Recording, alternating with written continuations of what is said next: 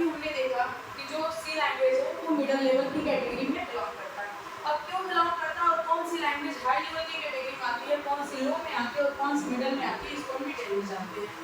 जो computer language होता है, अगर हम लैंग्वेज की बात करें जो हमारे सिस्टम में यूज होते हैं, तो वो हमारे 3 तरीके से माने जाते हैं। एक हमारा होता है लो लेवल लैंग्वेज, एक होता है मिडिल लेवल लैंग्वेज और थर्ड होता है हाई लेवल लैंग्वेज।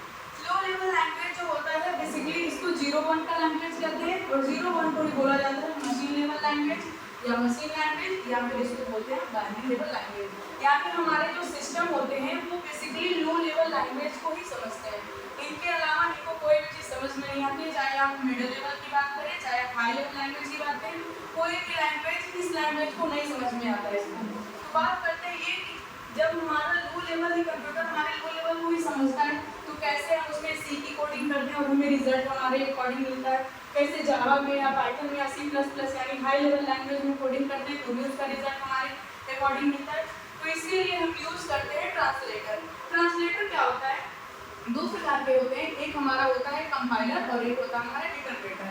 कुछ लैंग्वेज जो होते हैं वो कंपाइलर को सपोर्ट करते हैं और कुछ लैंग्वेज जो होते हैं वो इंटरप्रेटर को सपोर्ट करते हैं। तो बात ये करते हैं कि जब हम सी लैंग्वेज में प्रोग्राम बनाते हैं तो सी लैंग्वेज जो होता है वो कंपाइलर लैंग्वेज होता है, तो उसको लो लेवल में कन्वर्ट करने के लिए हम कंपाइलर को यूज करते हैं। यानी कंपाइलर एक ट्रांसलेटर है जिसके हेल्प से हम सी लैंग्वेज की कोडिंग को 0-1 में कन्वर्ट करते हैं ताकि हमारी मशीन उस भाषा को समझ सके। ठीक है, अब बात करते हैं कि लो लेवल लैंग्वेज और मिडिल लेवल लैंग्वेज और हाई लेवल लैंग्वेज में डिफरेंस क्या क्या है। तो हमने अभी बताया कि लो लेवल लैंग्वेज जो होते हैं वो 0-1 को कहते हैं, इसी को मशीन लेवल लैंग्वेज को, इसी को बाइनरी लेवल लैंग्वेज भी कहते हैं। मिडिल लेवल लैंग्वेज वो लैंग्वेज होते हैं जिसमें लो लेवल की कॉम्बिनेशन प्लस हाई लेवल की कॉम्बिनेशन दोनों मिक्सअप होते हैं, जो कि इसके पहले हमने आपको बताया है। और थर्ड है हमारा high level language. High level language अगर हमें जानना होगा कि कैसे लैंग्वेज हाई लेवल की कैटेगरी में बिलोंग करते हैं तो उसके लिए एक सिंपल सा रूल है कि जो लैंग्वेज उप्स के फीचर को, उप्स का मतलब होता है ऑब्जेक्ट ओरिएंटेड प्रोग्रामिंग, यानी ऐसी लैंग्वेज जो उप्स के फीचर को फॉलो करते हैं, यानी जिसमें आप ऑब्जेक्ट बनाते हैं, क्लास बनाते हैं, इनहेरिटेंस, पॉलीमॉर्फिज्म, ये सारी चीजें जिसमें आप यूज करते हैं उसको बोलते हैं उप्स के फीचर। यानी जो लैंग्वेज उप्स के फीचर को फॉलो करते हैं ऐसे लैंग्वेज को हम हाई लेवल की कैटेगरी में रखते हैं।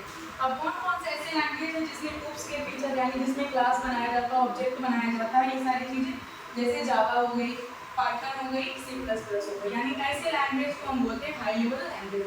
अब बात है हाई लेवल लैंग्वेज की हो चाहे मिडिल लेवल लैंग्वेज की हो, दोनों को सिस्टम पे वर्क कराना है तो सिस्टम 0-1 को समझता है, तो इन दोनों लैंग्वेज के लिए हम कंपाइलर या इंटरप्रेटर यूज करते हैं। अब हम जानेंगे कि कंपाइलर और इंटरप्रेटर क्या होता है और कौन सी लैंग्वेज कंपाइलर को सपोर्ट करती है, कौन सी लैंग्वेज इंटरप्रेटर को सपोर्ट करती है।